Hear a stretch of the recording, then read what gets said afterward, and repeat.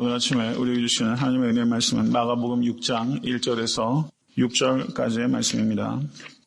다 같이 합독하도록 하겠습니다. 예수께서 거기를 떠나사 고향으로 가시니 제자들도 쫓으니라. 안식일이 되어 회당에서 가르치시니 많은 사람이 듣고 놀라 가로되 이 사람이 어디서 이런 것을 얻었느냐. 이 사람의 받은 지혜와 그 손으로 이루어지는 이런 권능이 어찌 됨이냐. 이 사람이 마리아의 아들 목수가 아니냐. 야고보와 요셉과 유다와 시몬의 형제가 아니냐. 그 누이들이 우리와 함께 여기 있지 아니하냐 하고 예수를 배척한지라.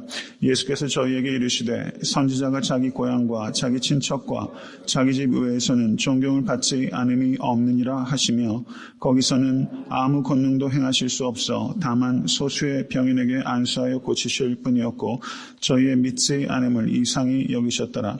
이에 모든 촌에 두루다니시며 가르치시더라. 아멘. 하나님의 말씀입니다.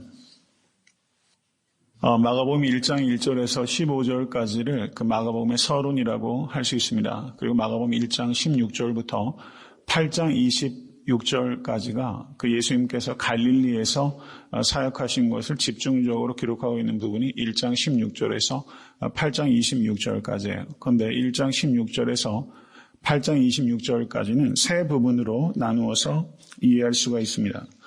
그 첫 번째 부분이 1장 16절에서 3장 12절까지의 말씀이고 두 번째 부분이 3장 13절에서 6장 6절까지의 부분입니다. 그렇기 때문에 그 오늘 본문 말씀은 갈릴리 미니스트리의 세 단락 중 두 번째 단락이 완성되는 부분이다. 이렇게 이해할 수 있다는 것입니다. 그리고 내일부터 강의하게 될 마가복음 6장 7절에서 8장 26절까지가 갈릴리 미니스트리의 세 번째 단락이다. 이렇게 보면은 바르게 이해한 것이다 라고 볼 수 있을 것입니다. 6장 1절의 말씀을 보시죠. 예수께서 거기를 떠나사 고향으로 가시니 제자들도 쫓으니라 라고 말씀합니다. 여기서 거기는 어디를 의미하겠어요? 야이로의 집이죠. 야이로의 집을 떠나서 고향 나사렛으로 예수께서 가셨어요. 그리고 예수께서 2절 보십시오. 안식일에 어디에서? 회당에서 가르치셨어요. 여러분 복음서를 읽을 때 우리가 유의해서 봐야 되는 것은 이 예수께서 어디에서 언제 이렇게 동선과 시간에 유의해서 읽는 것이 유익이 있습니다. 그럼 예수님께서 안식일에 회당에서 가르치시거나 이적을 행하셨던 일들이 여러 번 있었어요. 그런데 바로 직전에 있었던 때는 언제입니까? 마가복음 3장 1절에서 6절에 안식일에 회당에서 누구를 고치셨습니까? 손 마른 자를 고치셨어요.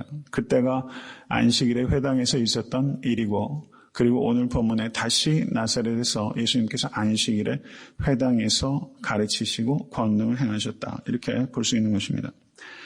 예수님께서 나사렛에서 회당에서 가르치실 때 사람들의 반응은 무엇입니까? 많은 사람이 듣고 놀랐다라는 거예요. 듣고 놀랐다. 마가복음을 보시면 제자들과 유대인들이 예수 그리스도의 가르치심과 예수 그리스도의 사역을 보고서 놀랐다는 표현이 많이 나옵니다. 제일 먼저 나오는 것은 마가복음 1장에서의 이 놀람이에요. 예수님께서 회당에서 안식일에 가르치실 때 사람들이 그 가르치는 것이 서기관들과 같지 않고 권세 있는 것을 듣고서 사람들이 놀랐다. 예수님의 새로운 교훈에 놀랐다라고 표현하고 있습니다. 예수님의 가르침과 사역에 대해서 사람들이 놀라는 반응은 충분하지 못한 반응이에요. 놀라는 것은 충분하지 못해요. 계속적으로 놀라는 단계에 머물러 있으면 이것은 예수 그리스도를 부정하게끔 되는 반응입니다. 이것은 충분하지 못한 반응이에요. 여러분, 예수 그리스도에게 대하여 여러분과 저는 어떻게 반응하고 있습니까? 여러분, 충분하게 반응하고 있습니까? 바르게 반응하고 있습니까? 여러분, 강단에서 목회자는 진리의 말씀을 증거해야 되는 성령 안에서 성령의 영감으로 지어진 말씀을 바르게 증거해야 되는 책임이 목회자에게 있어요. 그런데 바른 메시지가 전달되면 전달될수록 여러분들에게 책임이 증가된다는 것을 아셔야 돼요. 알면 알수록 그 말씀에 대해서 바르게 반응해야 될 책임이 여러분에게 주어져 있다는 것을 깊이 생각하실 수 있게 될 간절히 바랍니다. 나는 진리의 말씀에 바르게 반응하고 있는가? 여러분, 말씀을 알면 알수록 율법주의자가 되는 사람이 있어요. 이것은 전혀 잘못된 반응이에요. 신앙생활 오래 하면 오래 할수록 사람이 자유해야 됩니다. 진리를 알지니 진리가 너희를 자유케 하리라. 여러분 믿으세요? 그런데 진리를 어설프게 알면요, 율법주의자가 돼서 자기도 멍해를 지고 다른 사람들에게도 멍해를 지어요. 그런 사람들 우리 많이 보잖아요. 여러분 경계하실 수 있게 되어 주님의 간절히 축원합니다. 말씀에 나는 바르게 반응하고 있는가? 성령님에 나는 민감하게 반응하고 있는가? 나는 어떻게 리스폰스하고 있나? 여러분 이것에 대해서 깊이 생각하실 수 있게 되기를 간절히 바랍니다. 이 사람들이 얼마나 놀랐는지를 한번 보세요. 여러분 이 사람들이 퀘스천을 던져요. 몇 개의 퀘스천을 던지는지 한번 보십시오. 이 사람이 어디서 이런 것을 얻었느냐? 첫 번째 퀘스천입니다. 이 사람의 받은 지혜와 그 손으로 이루어지는 이런 권능이 어찌 됨이냐? 이 사람이 마리아의 아들 목수가 아니냐? 야고보와 요셉과 유다와 시몬의 형제가 아니냐? 그 누이들이 우리와 함께 여기 있지 아니하냐? 여러분 몇 개의 질문을 던졌어요? 5개의 질문을 던졌어요. 5 identity questions. 예수 그리스도가 도대체 누구냐 하는 것에 대한 5개의 질문을 던지는데 이 질문은 positive한 question이 아니라 negative한 question이에요. 예수 그리스도의 가르침과 그 권능 앞에서 이들은 예수 그리스도가 누구신지를 본 게 아니라 예수 그리스도의 가르침과 권능을 저들이 듣고 보고서 예수 그리스도의 정체성을 부인하게끔 되었다는 것을 우리가 오늘 본문을 통해서 우리가 깨닫게 됩니다. 여러분, 나사렛에서 이 나사렛 마을 사람들은 what a privilege, 얼마나 특권이 있었던 사람이에요. 여러분 예수님과 같은 마을에 살았다는 게 얼마나 특권이에요. 그렇죠? 공생애를 하기 전까지 여러분 30세부터 예수님께서 공생을 하셨다면 수십 년 동안을 예수님과 같이 예수님의 성장하는 걸 보고 예수님의 청년기, 예수님의 일하시는 것을 이 사람들은 다 본 사람들이에요. 다 본 사람들이에요. 눈이 있으면 예수께서 어떤 분이신지 알 수가 있어요. 그런데 그런 특권을 누렸던 사람들이 여러분 예수를 이해하고 예수를 믿어야 되는데 오히려 예수님과 같이 있었던 그 시간들 때문에 오히려 예수를 부인하고 있다는 것은 이건 굉장한 역설이라는 것을 우리가 봐야만 안 된다는 것입니다. 예수님을 뭐라고 말합니까? 마리아의 아들 목수가 아니냐라고 말하고 있어요. 야고보와 요셉과 유다와 시몬의 형제가 아니냐? 그 누이들이 우리와 함께 여기 있지 아니하느냐? 이 말은 요셉의 아들이라고 말하지 않고 예수님을 누구라고 말하고 있어요? 마리아의 아들이라고 말하고 있어요. 이것은 요셉이 이미 죽었다는 것을 1차적으로 의미합니다. 또 하나는 예수 그리스도를 경멸적으로 예수님을 룩다운하는 거예요. 요셉의 아들이라고 말하지 않음으로 해서 예수님을 비틀어서 예수님을 조금 경멸적으로 이 마을 사람들이 말하고 있는 거예요. 마리아의 아들 목수가 아니냐? 뭘 들먹여요? 직업을 들먹이고 있는 거예요. 목수가 아니냐? 이것을 도대체 어디에서 얻었느냐? 출신이 어딘지 우리가 알지 않느냐? 우리와 똑같은 사람 아니냐? 그 형제들을 봐라. 그러니까 이것은 뭐예요? 예수님께서 ordinary man이라는 거예요. 그냥 보통의 사람들 아니냐라고 얘기하는 거예요. 보통의 사람에 불과하지 않느냐? 예수님 믿을 수 없다. 이렇게 말하면서 예수님의 가르치시는 그 가르침과 그 권세에 대해서 그 권위에 대해서 이 마을 사람들이 부인하고 있는 거예요. 예수님을 그만큼 잘 안다는 거예요. familiarity, 예수님을 그만큼 잘 안다는, 익숙하다는 거예요. 예수님을 너무 익숙하게 알아서 안 받아들여지는 거예요. 여러분 이것을 조금 우리의 삶 속에 적용을 해보다 보면 말입니다. 성경 말씀을 우리가 어떤 부분들은 설교를 많이 들어서 아는 이야기들이 많이 있어요. 가령 골리앗의 이야기, 이거는 우리가 어렸을 때부터 아는 이야기잖아요. 그러면 우리가 생각을 어떻게 합니까? 그냥 다 안다고 이렇게 생각해요. 우리가 다 안다고 생각하기 때문에 알지 못하는 것이 있을 수 있다는 것을 우리가 알아야 돼요. 친숙하다는 데서 오는 위험이 있어요. 친숙하기 때문에 깊이 들어가지 못하는 위험이 있어요. 여러분 성경은 그런 류의 책이 아닙니다. 성경은 이솝 이야기가 아니에요. 삼국지가 아니에요. 한번 읽으면 그냥 다 알아지는 게 아니에요. 어떻게 보면 그 심플한 스토리 속에 한두 끝도 없이 그 진리의 광산이 거기 있다는 것을 여러분 믿으실 수 있게 간절히 바랍니다. 한두 끝도 없어요. 여러분 골리앗의 그 이야기도요. 묵상하고 묵상할수록 거기서 얼마나 많은 진리들이 쏟아지는지 몰라요. 어린아이들도 이해할 수 있고 신학자들도 두고두고 계속 연구해도 무궁무진하게 나오는 진리의 셈이 여러분 성경 말씀 속에 있다는 것을 기억하실 수 있게 간절히 바랍니다. ordinariness, 예수님이 평범하다는 거예요. 그 예수님이 familiarity, 나하고 너무 익숙하다는 거예요. 그래서 못 받아들이겠다는 게 이 나사렛 사람들의 문제라는 것입니다. 예수님이 목수셨다는 것이 저는 너무 좋은 것 같아요. 여러분 목수가 하는 일들이 티피컬한 일들이 있죠. 그런데 이 당시에 팔레스타인에서 목수는 좀 더 광범위한 일을 했던 것 같아요. 가령 담장이 무너졌다면 담장도 예수님께서 보수해 주시고 그리고 지붕이 무너져 있으면 그거를 해결이 안 되면 그 각자가 예수님께서 지붕 위로도 올라가셔서 지붕도 보수해 주시고 탁자가 다리 하나가 부러져 있으면 가령 그런 일들도 해주시고 탁자도 만들어 주시고 그런 일들을 하시면서 그 집사람과 이런저런 이야기들을 나누셨던 예수님이세요. 저는 예수님의 손을 좀 묵상해 봐요. 예수님의 손은 1차적으로 못 박힌 손이지만 예수님은 노동으로 옹이진 손을 가지고 있었음에 틀림없어요. 험한 일들을 통해서. 저는 예수님께서 공생애를 시작하시기 전에 성경은 예수님께서 여러한 기적도 행하셨다는 이야기를 하지 않습니다. 예수님께서 요셉이 일찍 죽었기 때문에 그 마리아와 그리고 그 형제들을 부양해야 될 책임이 예수께 있었어요. 그런데 예수님께서는 기적을 통해서 모친을 먹이고 그 형제 자매들을 부양한 것이 아니라 예수님께서는 노동을 통해서 그 모친과 가족들을 부양하셨어요. 여러분 이것은 우리가 성경의 행간을 통해서 우리가 이해되는 것은 예수님께서는 노동의 가치를 우리에게 가르치신 거예요. 하나님의 아들조차 말을 통해서 기적을 통해서 가족들을 부양한 것이 아니라 직접 노동을 통해서 예수님께서 그 가족들을 부양하셨다는 것을 우리가 봐야 됩니다. 예수님께서 우리의 삶의 일상성이 얼마나 중요한지를 우리에게 가르쳐 주신 거예요. 여러분 어떤 세상의 신이 여러분 노동을 통해서 못질을 하고 담을 세우고 하는 일들을 통해서 자신의 가족을 부양해요. 여러분께서 하시는 그 올디너리한 잡을 여러분 사랑하실 수 있기를 간절히 바랍니다. 예수님께서는 그렇게 일하셔서 가족을 부양하셨어요. 여러분 이것이야말로 기적입니다. 이게 기적이에요.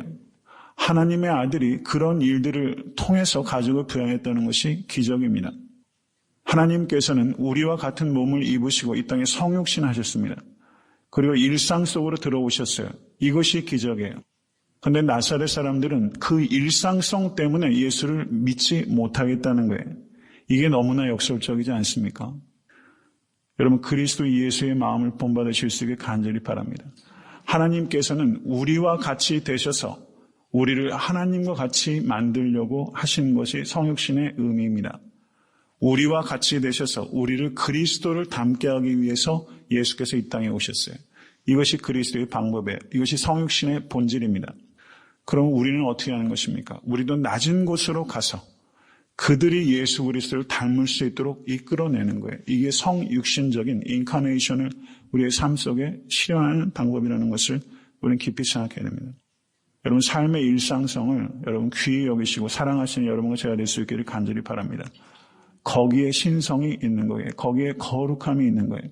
우리의 삶의 일상을 떠나면서 여러분 세속을 떠나서 어디 깊숙이 칩거하는 것이 거룩이 아니라 진정한 거룩은 변화산 위에서 받은 영성을 가지고 변화산 아래의 삶으로 들어가는 것이 진정한 영성이에요. 이게 기독교의 영성입니다. 기독교의 영성이에요. 여러분 템플스테이 하는 게 기독교의 영성이 아닙니다. 우린 변화산에서 하나님과 교제하고 변화산 안으로 리얼리티로 더 깊이 들어가는 게 기독교의 영성이에요. 이것을 우리가 깊이 생각하실 수 있는 여러분과 제가 될 수 있게 되길 바랍니다. 여러분 사도행전 4장 13절을 보시면 거기에도 이런 말이 있어요. 유대인들은 베드로와 요한이 기탄 없이 말함을 보고 그 본래 학문 없는 범인으로 알았다가 이상히 여기며 범인이라는 것은 ordinary man으로 알았다는 거예요. 여러분 우리가 깊이 생각해야 되는 것은 나사렛 사람들이 예수를 판단하는 기준이 있었어요.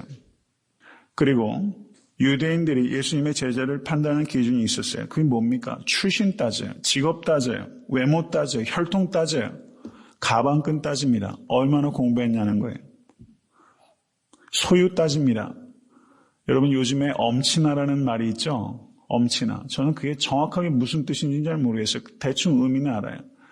부모가 어떤 소유를 가지고 있느냐, 부모가 도대체 얼마만큼 공부했느냐, 사회에서 얼마나 지위가 있느냐, 이런 것 따지더라고요. 그래서 엄친아라는 게 그런 좋은 배경을 가지고 있는 사람을 엄친아라고 하는 것 같아요.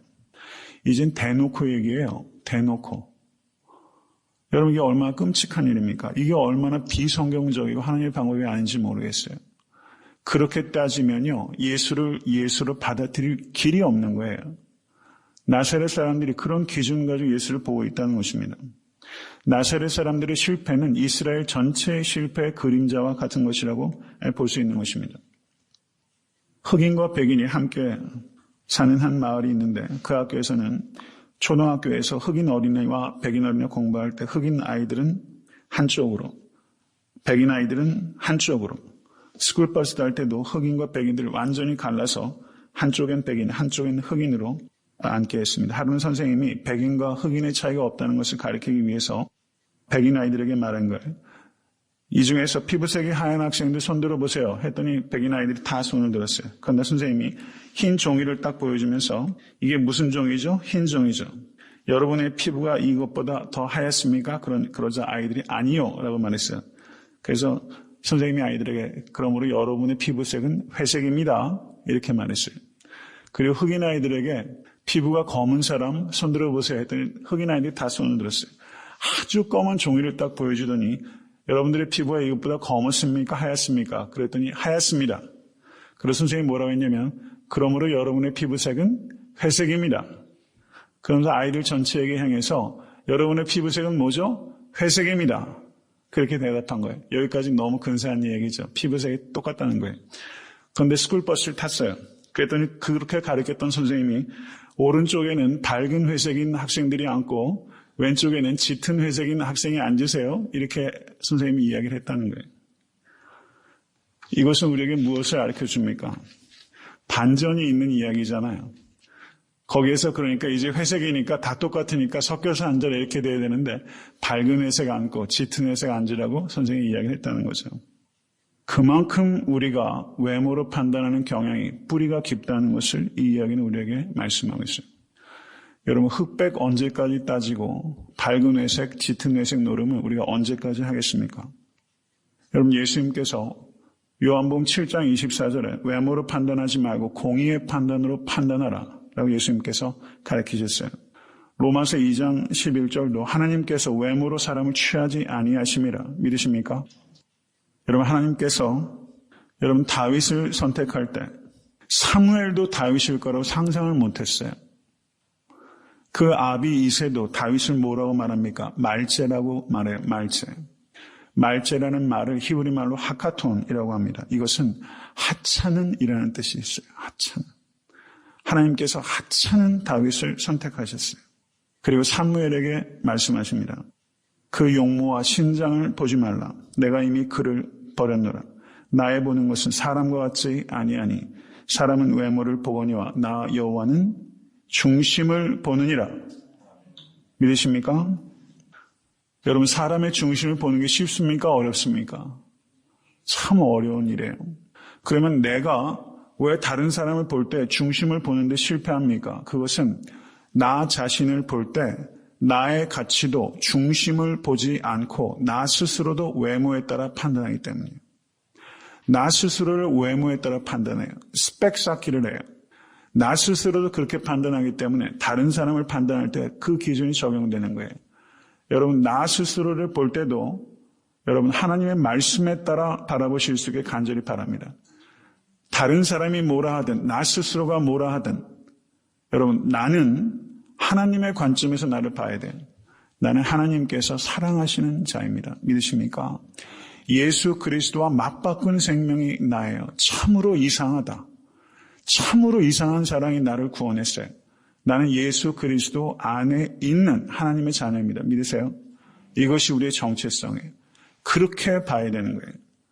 그래야 다른 사람을 볼 때 여러분 옆에 있는 형제 자매들이 나하고 너무 다르고 나를 너무 곤고하게 하고 괴롭게 하지만 우리가 옆에 있는 형제 자매들을 볼 때 우리가 어떻게 봐야 됩니까? 그 형제 자매는 그리스도께서 대신 죽으신 형제와 자매예요. 그런 관점이 살아나는 거예요.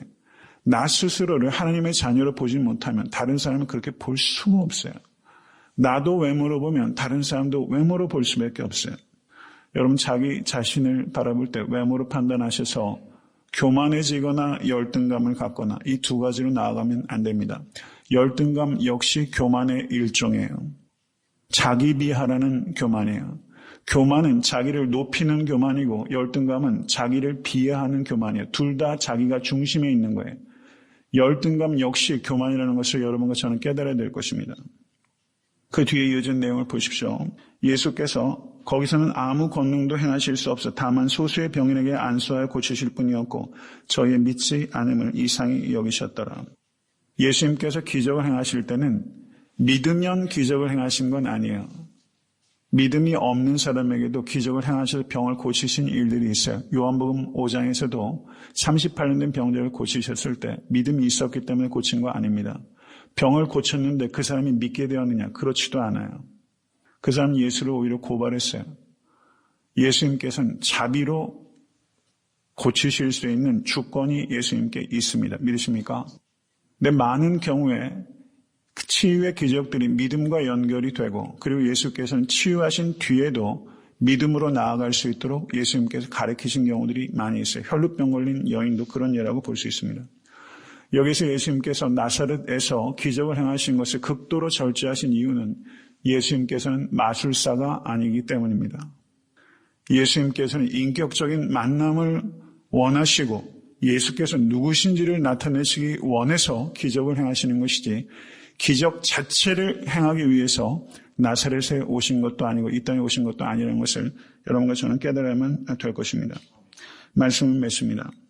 마가복음 1장 16절에서 3장 6절까지가 끝날 때 예수님께서 회당에서 손 마른 자를 고치셨을 때 바리새인과 헤롯 당이 어떻게 예수를 죽이고 의논하니라. 그것이 거기에 마무리였어요. 그렇죠? 그리고 3장 7절부터 6장 6절까지 내용을 한번 보세요. 마가복음 4장에서 몇 개의 비유로 가르치셨어요? 4개의 비유로 가르치셨어요. 4장 35절에서 5장 43절까지 몇 개의 기적들을 행하셨습니까? 4개의 기적들을 행하셨어요.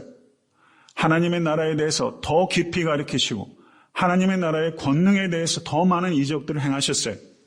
그런데 그 결과가 뭐예요? 예수를 배척하니라. 여기서 배척했다라는 성경 원어는요, 예수에게 분노를 나타냈다라는 거예요. 가르침이 더 깊어지고 더 큰 권능을 많이 나타내셨는데 사람들은 예수께 분노를 나타냈다는 거예요. 그러니까 이 부분에 이 3장 7절부터 6장 6절까지 흐름을 한번 보세요. 예수께서 더 많이 자기를 계시하면 계시할수록 유대인들이 예수께 더 가까이 오질 못하고 예수를 더 강력하게 배척하고 있는 모습을 우리가 볼 수 있는 것입니다. 예수님을 바라보시는데 성공하신 여러분과 제가 될 수 있게 간절히 바랍니다. 저를 따라하세요. 그리스도를 알고 그리스도를 사랑하고 그리스도를 닮아가자. 거기에 성공하실 수 있게 되기를 주님의 이름으로 간절히 축원합니다.